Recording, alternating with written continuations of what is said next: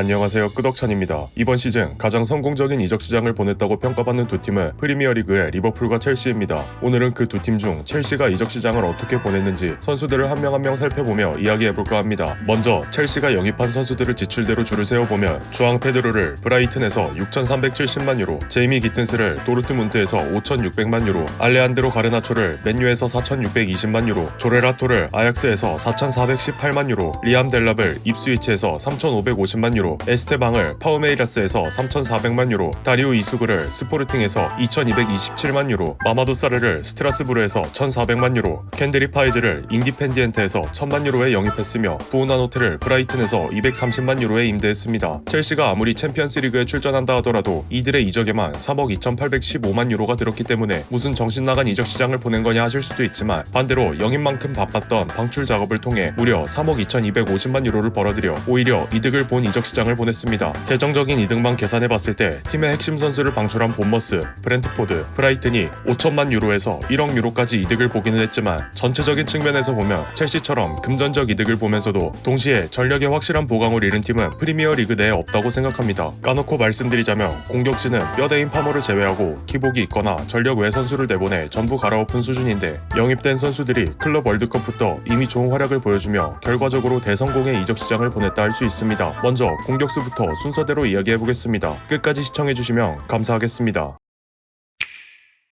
카이세도가 첼시의 삼성과 수비의 핵이고 중심이라면 첼시의 공격 작업의 중심은 주앙 페드로라고 할 만합니다. 물론 진짜 핵심은 파머가 맞지만 파머가 첼시 공격의 핵심이 되도록 해주는데 페드로의 지분이 절대 적지 않다 생각합니다. 물론 이렇게 극찬을 하는 만큼 제 기준에서 이번 시즌 첼시의 베스트 영입이라고 보고 있고, 중위권 팀에서 상위권 팀으로 이적하면서 본인의 진가를 제대로 보여주고 있지 않나 생각합니다. 개인적으로 페드로는 지난 시즌 경기력 기복의 원인이 되었던 공격수의 기복으로 인한 파머 집중 견제를 분산시킬 만큼 위협적인 공격수라고 생각합니다. 첫 번째로 우리가 흔히 생각하는 브라질리언답게 발밑이 상당히 좋은 테크니션 유형입니다. 두 번째로 188cm의 장신 대비 간결한 드리블과 빠른 속도로 수비수 한두 명은 여유롭게 제칠 수 있으며, 방금 말씀드린 좋은 발재간을 가지고 있음에도 주변 동료를 활용할 줄 아는 영리한 선수입니다. 이는 페드로가 공격 상황에서 굳이 무리하지 않으며 마레스카 감독이 중요하게 생각하는 전술인 끊임없는 산자 패스를 통한 수비 균열에 아주 부합합니다. 마지막으로 페드로는 공을 건네주는 것에서 끝나지 않고 빈 공간을 빠르게 스캔해 찾아 들어가는 오프 더블 능력과 이를 수행하기 위한 활동량도 갖추고 있습니다. 정리하면 최전방과 이선까지 가능한 멀티플레이 자원으로 투톱으로 출전해 최전방보다 살짝 처진 위치에서 팀의 공격 전반에 관여할 때 가장 화력도가 좋습니다. 뿐만 아니라 중앙 공격수도 윙어도 소화가 가능한 멀티성은 전술적인 측면에서 여러 변수를 만들어낼 수 있는데, 이런 장점을 모두 보여주는 페드로의 영입은 팀의 베스트를 넘어 리그 베스트 영입이라고 봐도 충분하지 않을까 생각합니다.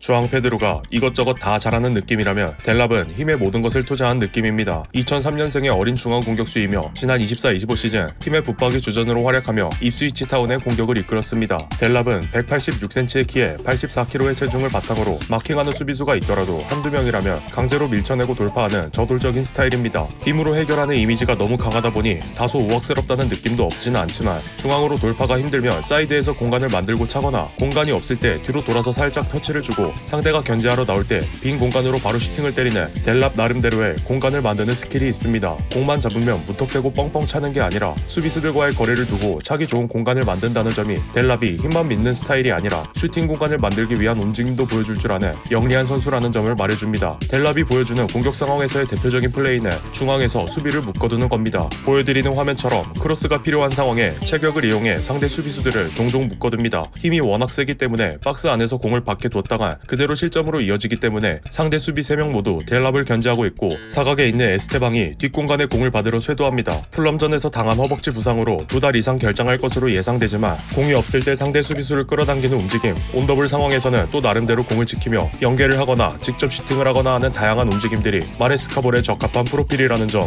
그리고 중앙 공격수 매물이 부족했던 이번 이적 시장에서 3,550만 유로라는 저렴한 가격에 빠르게 채웠다는 점에서 페드로 못지않은 좋은 영입이 아니었나 하는 생각입니다.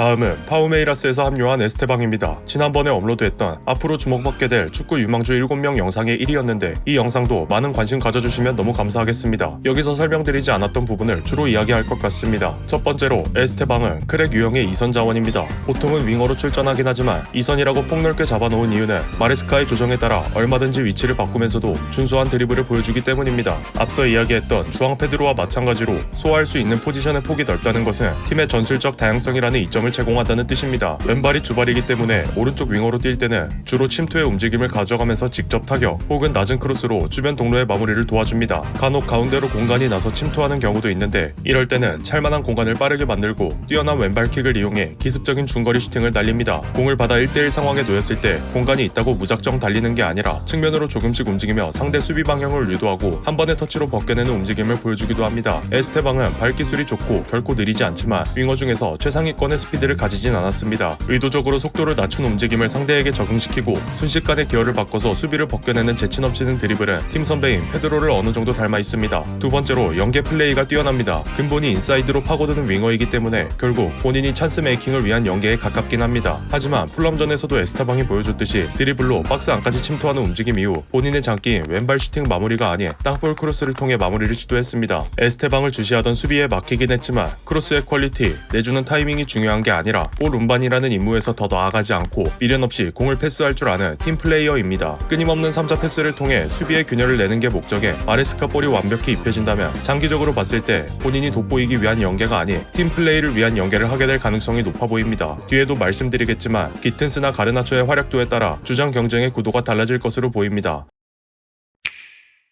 이번 챕터에서는 마두에케의 11번을 물려받은 제이미 기튼스에 대한 이야기를 해보려 합니다. 현재까지 아쉬운 활약을 보이고 있지만 그와 별개로 팀 운영 측면에서도 가져온 이점이 있는데 기튼스가 시티 유스 소속이었던 기간이 인정되고 이번 시즌을 첼시 소속으로 마무리할 경우 홈그로운 자격을 얻게 된다는 측면에서 이득이라고 할 수 있습니다. 기튼스의 대표적인 장점은 스피드와 드리블입니다. 한두 명 정도는 가볍게 제칠 빠른 속도를 유지하면서도 얼핏 스텝 오버에 가까워 보이는 잔발을 통해 상대의 무게중심을 끊임없이 무너뜨리려 합니다. 끊임없는 잔발 사용은 맨시티의 독구를 연상케 하는데 드리블 시에 공이 딱 붙어있는 드리블을 유지하지만 수비를 제쳤을 때 뒷공간이 충분히 난다면 터치를 길게 주고 순간적으로 폭발적이게 치고 나가 팀의 공격 템포를 올려주며 컷백, 크로스로 중앙에 공을 보내주며 공격을 마무리합니다. 정리하면 기튼스의 속도를 활용한 공격 스타일은 역습 혹은 킥앤러시에 부합하다 볼 수 있습니다. 다만 이러한 스타일은 오히려 첼시에 와서 독이 되었는데 속도 자체는 여전히 훌륭한 무기가 맞지만 이 무기를 활용할 충분한 공간이 나지 않습니다. 첼시를 상대하는 상대팀은 보통 선수 비호 역습을 노리지 지공으로 상대하진 않습니다. 내려앉는 상대팀의 수비 진영에선 공간이 충분하지 않기 때문에 마레스카는 윙어들에게 혼자 돌파할 수 있는 아이솔레이션 전술을 사용하도록 선수들을 몰아주지만 기튼스는 안으로 좁혀들어 돌파를 시도하는 것이 아닌 측면 라인을 따라 위아래로 왔다 갔다 하는 클래식 윙어에 가까운 움직임을 주로 보여주기 때문에 이렇다 할 활약을 하지 못하고 있는 상황입니다. 도르트문트 시절에도 세루 기라시라는 훌륭한 공격수가 팀 공격의 마무리를 담당하다 보니 직접 슈팅까지 갈 필요가 없었을지도 모르지만 첼시는 프리미어리그 내에서도 우승을 다투고 있는 팀이기 때문에 한 골 한 골이 정말 중요한 팀입니다. 기튼스의 영입이 시즌이 끝났을 때 좋은 영입이었다 평가받으려면 최소한 공격에 대한 과감성과 살라나 사카처럼 안쪽으로 좁혀 들어오는 인사이드 포워드로서의 플레이를 장착할 필요가 있어 보입니다.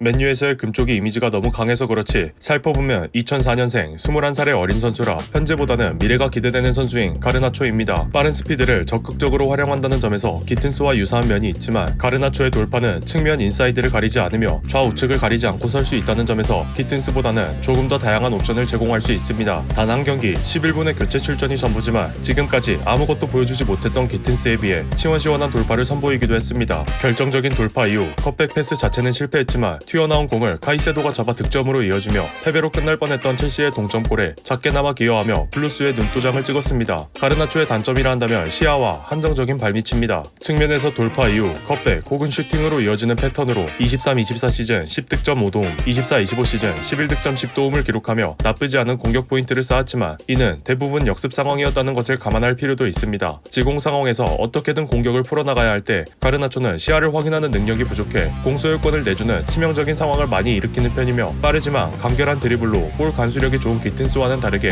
한정적인 발기술로 턴오버 상황을 많이 유발하는 편입니다. 기튼스와 가르나초 모두 속도라는 확실한 무기가 있지만 네투, 하다못해 나이가 한참 어린 에스테방에게 밀리는 듯한 느낌은 이런 단점을 아직 완벽하게 개선하지 못한 탓일 수 있습니다. 그럼에도 2시즌 연속 15개 이상의 공격 포인트를 쌓은 것으로 가르나초의 포텐만큼은 어느 정도 보장돼 있다 볼 수 있습니다. 기튼스와 가르나초는 지공 상황에서의 약점이 확실하지만 첼시에서는 한 번에 공간을 넓혀준 롱킥을 가진 카이세도, 파머, 엔조 등의 뛰어난 미드필더가 있습니다. 마레스카는 이 선수들을 통해 종종 3자 패스를 통한 지공을 깨고 윙어에게 아이솔레이션을 일부러 유발하며 승리한 자원에게 공간을 넓혀주는 배려를 해주니 첼시 윙어의 숙제는 본인이 공을 가졌을 때 게임 플레이의 정확도를 높이는 것이 최우선 과제가 아닐까 생각됩니다. 다음으로 첼시의 수비형 미드필더 뎁스를 채워줄 스포르팅 출신의 미드필더 다리오 이수구입니다. 첼시의 3선 미드필더 두 자리 중 한 자리는 엔조와 산토스 같이 공격적인 툴이 장점인 빌드업에 직접적으로 도움이 되는 수비형 미드필더보다는 중앙 미드필더에 가까운 포지션이고 나머지 한 자리는 카이세도의 자리로 최후방 커버, 1차 빌드업 등 우리가 흔히 아는 그 수비형 미드필더의 역할을 맡는 포지션인데 이수구는 이 포지션에 백업 역할로 들어가지 않을까 생각합니다. 최후방 커버, 안정적인 볼키핑, 정확한 패스 능력이 이수구의 대표적인 장점으로 뽑히지만 지난 시즌 옐로카드 11회와 레드카드 2회를 받은 이력은 때때로 저돌적인 수비 스타일을 보이는 선수임을 알 수 있습니다. 지금 화면에 띄워드린 경기 장면처럼 이수구는 상대가 공이 받는 상황을 주로 노려 태클을 합니다. 말하자면 이수구는 오는 패스를 받느라 견제하러 다가오는 선수를 완벽히 신경 쓸 수 없는 순간을 노리는 지능적인 커팅을 주로 노리는 것입니다. 다만 이러한 태클의 특성상 공이 없는 상대를 건드릴 때도 있고 상대 선수가 공을 받는 순간 뒤돌아 있을 확률도 높아서 반칙이 될 확률이 상당히 높습니다. 다행히 이런 과정에서 다혈질적인 모습은 딱히 드러내지 않으며 태클 자체가 리스크가 높은 태클이기 때문에 스킬적인 부분만 조금씩 다듬어 나가면 카드 수집에 대한 문제는 금방 개선될 것으로 보입니다. 그러나 부상으로 인해 이수구를 당분간 볼 기회조차 없어졌는데 디 애슬레틱의 사이먼 존슨 기자에 의하면 이수구가 허벅지 수술을 받은 이후 최소 12주 동안 경기에 출전할 수 없을 것으로 보고 있습니다. 에스테방과 마찬가지로 유망주 편에서 특히 힘줘서 이야기했던 조렐 하토가 이번 챕터의 주인공입니다. 센터백과 레프트백이 동시에 되는 멀티 자원이라는 점에서 변형 3백의 왼쪽 센터백 역할을 할 수도 있고 인버티드 풀백의 역할로서 카이세도와 같이 배치될 수 있습니다. 아약스 팀 선배였던 맨체스터 유나이티드의 리산드로 마르티네스, 아스날의 위리엔 팀버와 플레이 스타일이 정말 비슷한데 일단 아약스답게 공을 다루는 스킬 자체가 정말 뛰어나고 팀버와 리산드로 마르티네스가 했던 것처럼 공을 직접 몰고 올라가는 전진성 플레이에도 일가견이 있습니다. 왼쪽의 사진은 지난 시즌 하토의 90분당 패스 지표인데 우리가 봐야 할 것은 롱패스 정확도입니다. 경기마다 찔러주는 롱패스는 한계를 조금 넘기는 수치이며 그렇게 많은 시도라고 볼 순 없지만 그 한 번의 패스가 60%로 꽤 정확합니다. 그 롱킥으로 최전방으로 찔러줄 수 있으며 윙어를 아이솔레이션 시키는 마레스카 전술의 일환으로 네투, 기튼스, 가르나초 등 빠른 윙어와의 조합으로 위협적인 상황을 만들 수 있습니다. 당장 레프트백으로서의 경쟁자가 쿠쿠레아밖에 없고 쿠쿠레아가 갑자기 많아진 첼시의 모든 경기를 소화할 수 없으니 하토는 비교적 기회를 많이 받을 것으로 예상됩니다. 좌 네투, 우 에스테방 체제로 갈 때 하토가 같이 출전하다면 큰 문제가 없어 보이나 플레이 자체의 기복에 있는 기튼스와 가르나초가 공격에서의 한계점이 분명하기 때문에 같이 플레이하게 되는 경기에서는 하토 또한 답답한 모습을 많이 노출할 것 같습니다. 그래서 비교적 평가가 빠를 수 있는 공격수보다 하토 같은 수비수들은 길게 두고 많은 표본을 보며 나중에 또 이야기할 기회가 있었으면 좋겠습니다.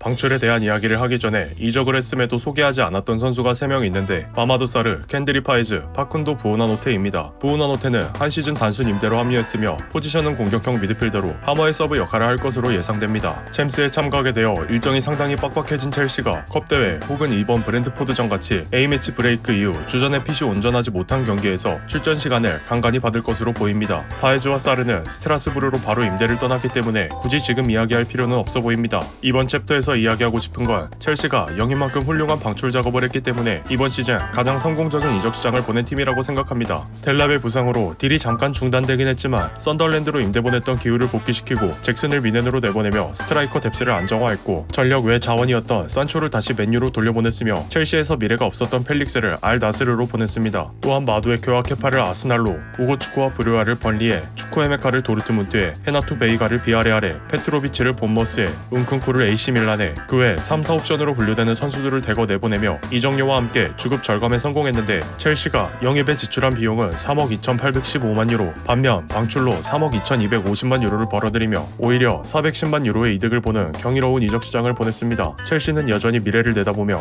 영입만 두고 봤을 때 아쉬운 면이 없지 않지만 방출까지 보며 가장 성공적인 프리시즌을 보낸 게 아닌가 생각합니다. 에스테방, 페드로 같이 이미 좋은 폼을 보여주는 선수도 있는데 첼시가 3년 만에 챔피언스 리그에 복귀한 만큼 마레스카볼의 이적생들이 잘 적응하며 이번 시즌도 성공적인 시즌을 보내길 기대해보겠습니다. 오늘 영상은 여기서 마치도록 하겠습니다. 끝까지 시청해주신 분들께 감사의 말씀을 드립니다. 영상이 재밌으셨다면 구독과 좋아요, 알림 설정까지 부탁드립니다. 더 좋은 영상으로 보답해드리도록 하겠습니다. 감사합니다.